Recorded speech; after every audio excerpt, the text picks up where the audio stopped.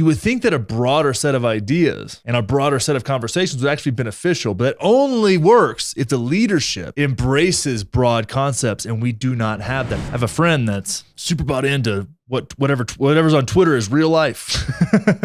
She won't even date a cis white man. And I was like, well, that's interesting. We all have those friends, right, that are losing it a little bit, right? They're patriots or they're Maoist, whatever it is. It could be a million different things. I got to thinking about that. I was like, that's really interesting. And also kind of understanding this idea that the Overton window has been broadened on both sides to where it's not tight anymore. There's benefits to a tight Overton window. And if you don't know what an Overton window is, it's basically on the scale of discourse. It's the acceptable section of discourse and public conversation. Right? That's kind of your Overton window.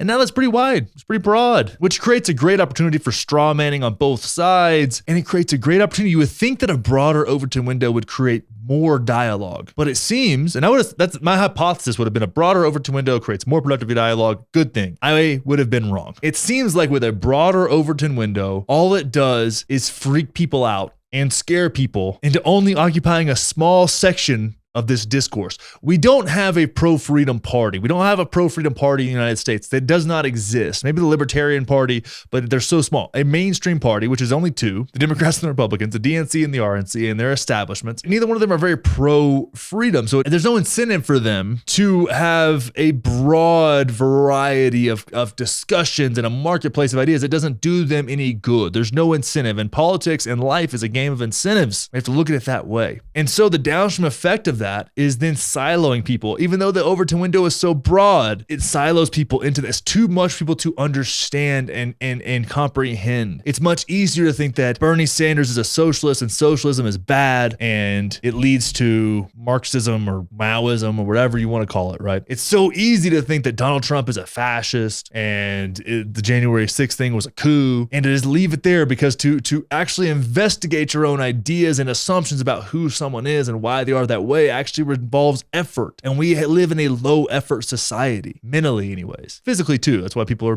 generally obese. When you look at this whole thing here, you would think that a broader set of ideas and a broader set of conversations would actually be beneficial, but it only works if the leadership, right, in your discourse embraces broad concepts, and we do not have that. That is why faith in institutions is waning. That is why we dislike each other so much. And what I want to encourage you to do, what I want you to think about is, what are the areas in your life where you straw man, where you close somebody off, where you close off an idea? Have you actually taken the time to understand an idea deeply enough to steel man it? If you're a hardcore libertarian, I want you to find the best reasons, the best justifications for Marxism. If you're a Marxist, I want you to go find the best reasons and the best justifications, the most valid beliefs within libertarianism, right? As one example, if you're pro-gay marriage, anti-gay marriage, pro-choice, anti-abortion, whatever it is, find the most valid and most powerful points that your opposition has to be able to steel man that. Not so you can argue better, even though that is an unintended consequence, but so you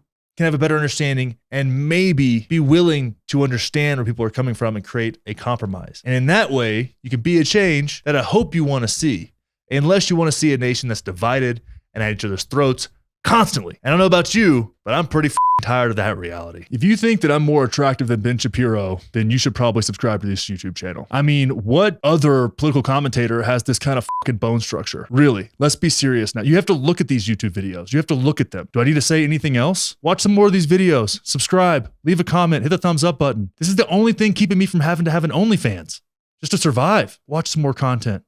Hit that thumbs up button.